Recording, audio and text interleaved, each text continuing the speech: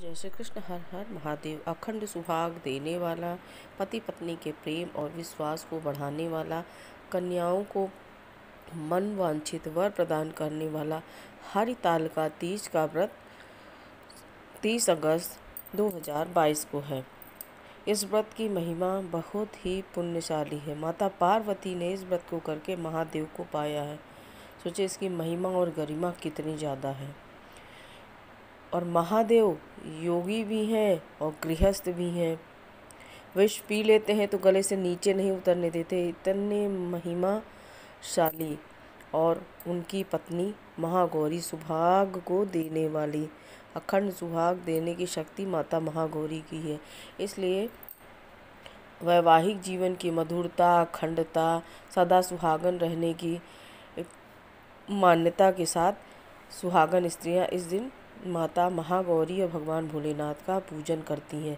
इस दिन निर्जल उपवास रहा जाता है सूर्योदय से लेके अगले सूर्योदय तक, यानी तृतीया के दिन प्रातःकाल से आप सूर्योदय के बाद से आप निर्जल व्रत रहती हैं और अगले दिन चतुर्थी के दिन प्रातःकाल इस व्रत का खोला जाता है, पारणा किया जाता है। कुछ क्षेत्रों में सरगही खाने की परंपरा है और कुछ क्षेत्रों में नहीं। ये आप अपने कुल परंपरा और क्षेत्र के अनुसार इसका पालन करें। हाँ, लेकिन पूरा दिन निर्जल व्रत रखा जाता है और प्रातःकाल आप नहा धो के व्रत का संकल्प ले लीजिए। महादेव और महागौरी का पूजन कीजिए, उनके मंत्रों का जाप कीजिए। फिर इसमें विशेष पूजा प्रदोष वेला में की जाती है। प्रदोष वेला में महिलाएं 16 श्रृंगार करके विधिवत तैयार होकर माता महागौरी और महादेव का पूजन करती हैं। महादेव को पंचामृत से अभिषेक कराया जाता है, उन्हें त्रिपुंड का तिलक लगाया जाता है, उनकी प्रिय वस्तुएं बिल्व पत्र, समी पत्र, भांग, धतूरा समर्पित किया जाता है। उन्हें श्वेत वस्त्र दिए जाते हैं, साथ ही साथ जनेऊ। संभव हो तो आप रुद्राक्ष की माला भी जरूर अर्पित करें। नहीं मिल पाता तो कोई बात नहीं, लेकिन मिल सकता है तो ज़रूर उन्हें समर्पित करें। और माता महागौरी को 16 श्रृंगार की वस्तुएं, लाल चुन्नी, सब कुछ उन्हें चढ़ाएं। भोग में आप कहीं कहीं गुजिया बनती है और गुजिया नहीं बनती तो आप दूध से निर्मित मिठाइयाँ ही चढ़ाएं और साथ ही साथ मौसम के अनुसार आपको जो भी फल मिले वो चढ़ाएं। और महादेव महागौरी का विधिवत पूजन करें।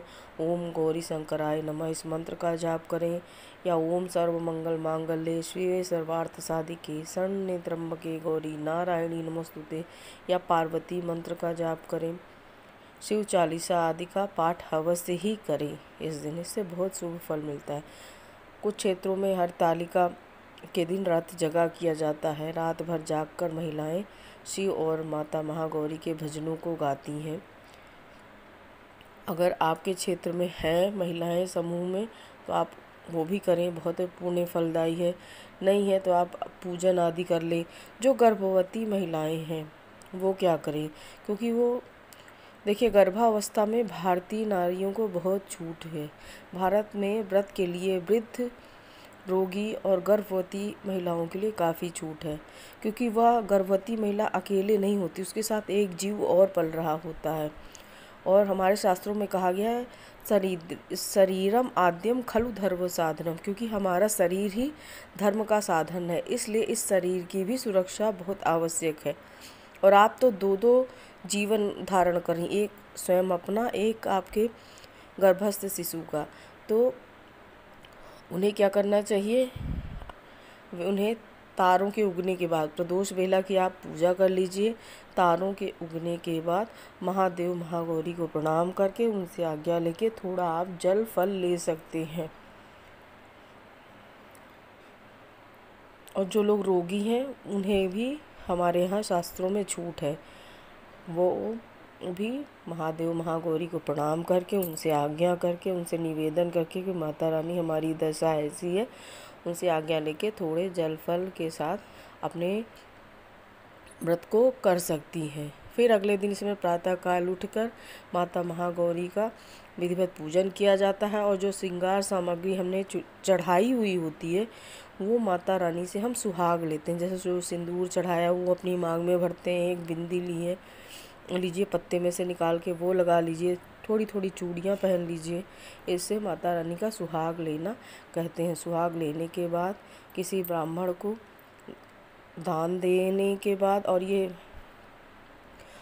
कुछ सुहाग सामग्री हम दान के लिए भी निकालते हैं और दान अवश्य ही करना चाहिए सुहाग की सामग्रियों को।